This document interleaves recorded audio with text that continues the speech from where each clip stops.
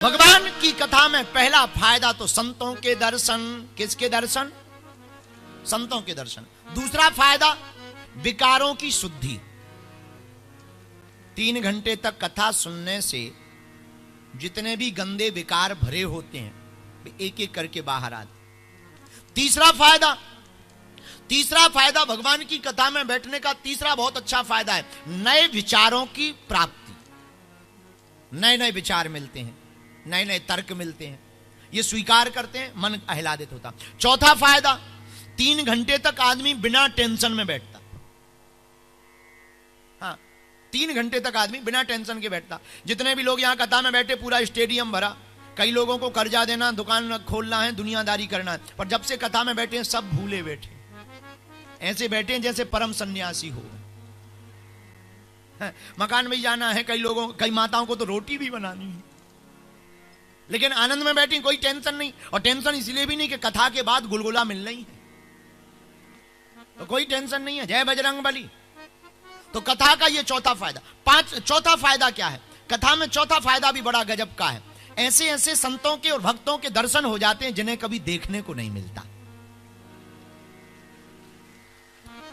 पांचवा फायदा, कथा का पांचवा फायदा पूरे विश्व के हिंदुओं के लिए बड़े काम का है, और वो ये है कि कथा में राजा हो या प्रजा एक लाइन में आकर के बैठता है, भेदभाव मिटता है।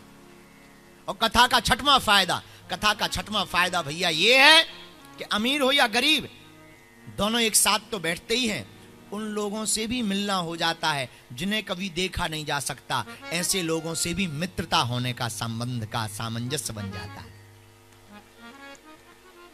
कथा सुनने का छठवां फायदा, भगवान के प्रति भरोसा दृढ़ होता है। आज हमसे कोई माताजी पूछ रही थी, गुरुजी हमें भगवान की भक्ति चाहिए, उपाय बताओ। 4 उपाय हैं भगवान की भक्ति के। पहला उपाय, संत संग करो। क्या करो? बोलो बोलो। संतों का संग करो। संतों का संग करोगे तो वो भगवान के रस को, भक्ति को जीवन में भर देंगे। दूसरा उपाय, सत्संग करो। क्या करो? बड़े भाग पायई सत्संगा, श्री राम जय राम जय जय राम। लेकिन सत्संग सबको नहीं मिलता।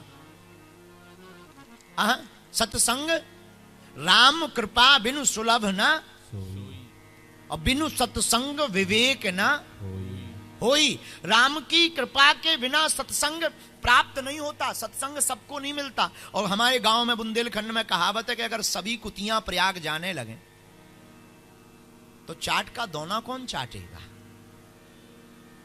हमारे बुंदेलखंड के पर है विचित्र कहावत, पर है तो है। इसलिए सत्संग में सब नहीं आते। पता है कौन आता है?